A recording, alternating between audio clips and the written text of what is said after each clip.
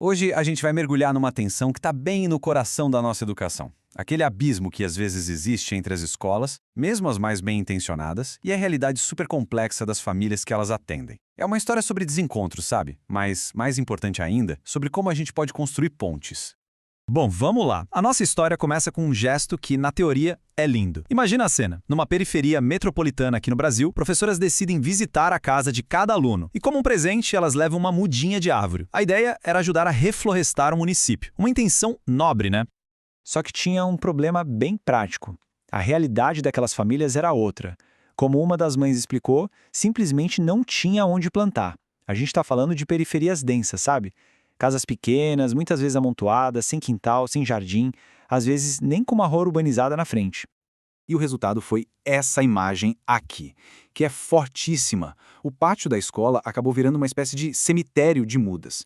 Eram centenas daqueles saquinhos pretos com as arvorezinhas murchando, devolvidas porque aquele presente, por mais cheio de boa intenção que fosse, simplesmente não cabia na vida daquelas pessoas. E é isso que nos leva à questão central.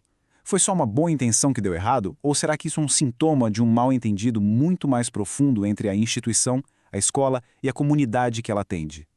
A história, felizmente, teve um final feliz, tá? Os alunos e as famílias se juntaram e plantaram as árvores num terreno público.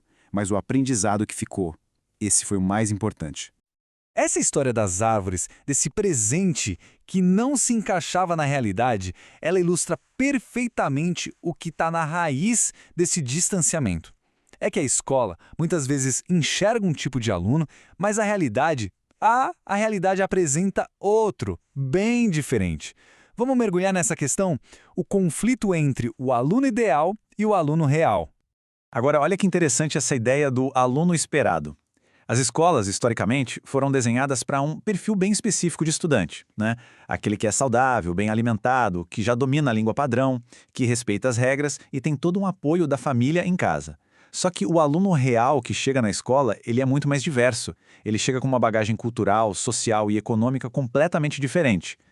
E é aqui que mora o perigo.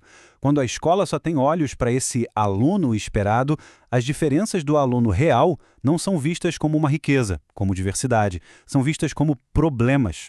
Essa citação da pesquisa é brutalmente honesta. Ela diz que as diferenças culturais e sociais acabam sendo transformadas em déficits, em coisas que precisam ser corrigidas.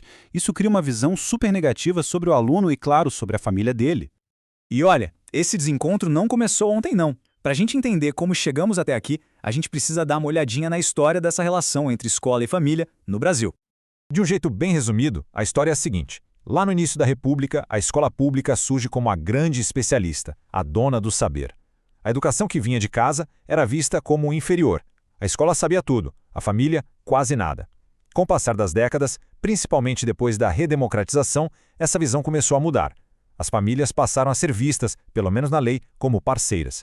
Mas aquela mentalidade antiga, sabe? Ela ainda resiste bastante. Então, a pergunta de $1 milhão é: como a gente supera esse histórico de distanciamento? A pesquisa que a gente está analisando identificou 4 abordagens principais que as escolas usam para se relacionar com as famílias. Vamos dar uma olhada em como elas funcionam. Aqui a gente consegue ver bem essa progressão. O primeiro modelo é o de educar as famílias, que é basicamente a escola ensinando os pais a serem pais. É uma via de mão única. O segundo, abrir a escola, já convida a família para participar de eventos, de conselhos, mas a parte pedagógica ainda fica só com os especialistas. O terceiro foca em responsabilizar as famílias pelos resultados, o que acaba criando uma pressão por desempenho. Mas o quarto modelo, esse sim é transformador, incluir o aluno e seu contexto. E a diferença fundamental, a virada de chave, está toda aqui. A abordagem que realmente funciona não começa com a escola dizendo o que a família tem que fazer. Ela começa com a escola tentando entender o mundo daquele aluno. Ela vai até a família, faz visitas, dialoga, escuta. Primeiro ela pergunta para só depois agir. E o que acontece quando a escola assume essa postura de escuta de verdade? Vamos ver um exemplo real e muito poderoso que a pesquisa traz. Vamos conhecer o Benjamin, um menino de 11 anos. Para a equipe do Centro de Referência de Ação Social, o CRS, onde ele passava as tardes, o Benjamin era um sucesso. Ativo, líder, popular, o craque do time de basquete. Uma visão super positiva. Só que, para a escola, que ficava a poucos metros de distância, a história era completamente outra. O registro da escola mostrava um índice de faltas altíssimo de 80%. Isso colocava em risco até o benefício do Bolsa Família da sua família. Para a escola, o Benjamin era um problema. E isso aqui ilustra perfeitamente essa fragmentação. Eram duas instituições, no mesmo território, olhando para a mesma criança, mas vendo pessoas completamente diferentes. A ficha só caiu quando, finalmente, a diretora da escola e os assistentes sociais sentaram para conversar e alguém soltou: "Gente, é o mesmo menino." Eles perceberam que ninguém estava enxergando a criança por inteiro. Enxergar a criança por inteiro significa exatamente isso, juntar esses diferentes olhares. É preciso que as políticas de educação, de saúde e de assistência social conversem entre si. É o que os técnicos chamam de intersetorialidade. A escola, o posto de saúde, o centro social, todo mundo precisa compartilhar informações para entender o contexto completo da vida daquele aluno. E é super importante deixar uma coisa clara. Isso não quer dizer transformar a escola numa agência de assistência social de jeito nenhum. Pelo contrário, ao se conectar com essa rede de proteção, a escola pode encaminhar as questões sociais para quem é de direito e, com isso, se concentrar naquilo que é sua missão fundamental: garantir a aprendizagem. Mas o que acontece quando essa ponte entre a escola e a família é finalmente construída, de verdade? O primeiro resultado, aquele mais impactante, não é algo que a gente mede no boletim. Ele aparece em um lugar muito mais profundo. Essa fala é do Watson, o menino que mal podia esperar pela visita da professora. Para ele, essa visita era um evento. O colega que já tinha recebido a professora em casa se exibia para ele, contando que ela comeu bolo, conversou com os pais e, o mais importante de tudo, falou bem de mim. A visita da professora era como um selo de aprovação, de reconhecimento, de valor. E aqui está o verdadeiro ouro. A pesquisa é categórica nisso. Quando acontece um processo bem feito de aproximação, a mudança mais imediata, mais visível e inegável é o aumento da autoestima das crianças.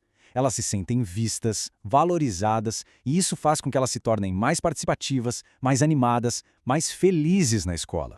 Isso tudo nos deixa com uma reflexão final. A gente costuma medir o sucesso da educação com notas, com índices, com rankings. Mas e se a história do Watson estiver nos mostrando algo diferente? E se um dos indicadores mais importantes do sucesso de uma escola for, na verdade, a alegria e autoestima dos seus alunos?